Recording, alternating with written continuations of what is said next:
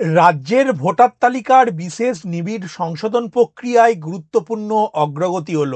রাজ্যের মুখ্য নির্বাচনী আধিকারিক মনোজ আগরওয়াল গত সোমবার নির্বাচনী প্রস্তুতির অগ্রগতি খতিয়ে দেখতে সব জেলার নির্বাচনী আধিকারিকদের নিয়ে ভার্চুয়াল বৈঠকে বসেছিলেন। ম্যাপিংয়ের ক্ষেত্রে 2025 সালের প্রকাশিত ভোটার তালিকার সঙ্গে 2002 সালের এসআইআর তালিকা মিলিয়ে দেখা হচ্ছে। যেসব ভোটারের তথ্য মিলে যাচ্ছে তাদের নতুন করে কোনো নথিপত্র বা যাচাইয়ের প্রক্রিয়ার মধ্যে যেতে হবে না। এই তথ্য সরাসরি বুথ লেভেল অফিসারদের অ্যাপে পাঠানো হবে, সেখান থেকে তারা যাচাইয়ের কাজ করবেন। পাশাপাশি ইলেকটোরাল রেজিস্ট্রেশন অফিসার এবং অ্যাসিস্ট্যান্ট ইআরওদেরও নজরদারির দায়িত্ব দেওয়া হয়েছে। এই এসআইআর প্রক্রিয়ায় যাদের নাম 2002 সালের ভোটার তালিকায় রয়েছে তাদের নাম এবারও এমনিতে থাকবে। এদিকে যাদের বাবা মার নাম 2002 সালের তালিকায় আছে কিন্তু সেই সময় তিনি প্রাপ্তবয়স্ক হওয়া সত্ত্বেও তার নাম ভোটার তালিকায় নেই, সেই ক্ষেত্রে 12টি নির্ধারিত নথির যে কোনো একটি জমা দিতে হবে। যাদের নাম বা তাদের বাবা মায়ের নাম 2002 সালের তালিকাতেই নেই তাদের ক্ষেত্রেও এই 12টি নথির থেকে নাগরিকত্বের যে কোনো একটি প্রমাণ জমা দিতে বলা হবে। সেই সঙ্গে বাবা এবং মায়েরও নথি জমা দিতে হবে।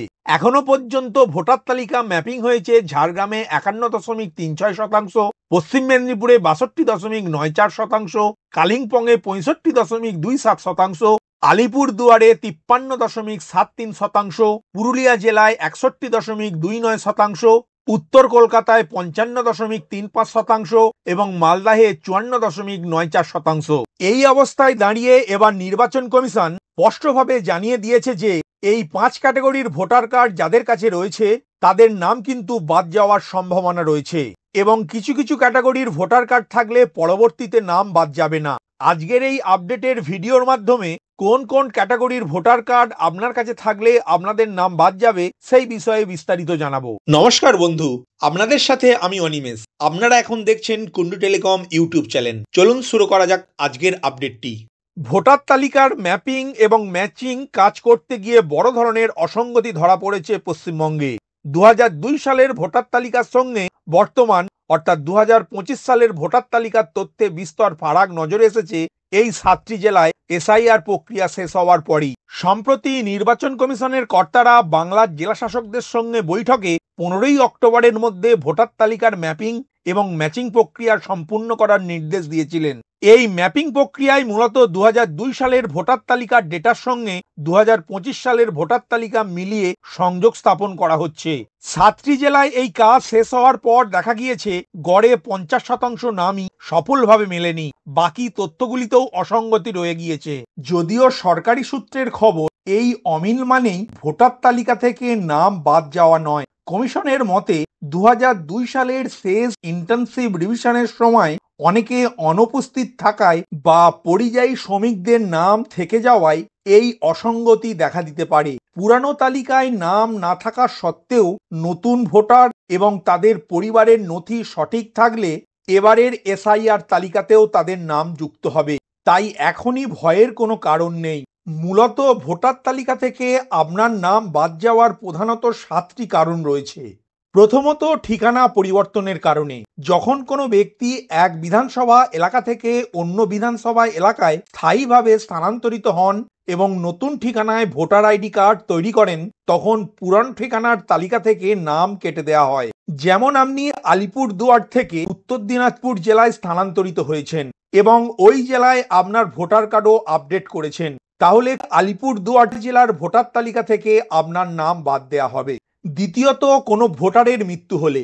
যদি কোনো ব্যক্তির মৃত্যু হয় এবং তার পরিবারের সদস্যরা এই তথ্য বিএলও বা নির্বাচন কার্যালয়ে জানান তাহলে তার নাম ভোটার তালিকা থেকে বাদ দেওয়া হতে পারে, তবে এর জন্য অবশ্যই প্রয়োজন হবে মৃত্যু শংসাপত্র।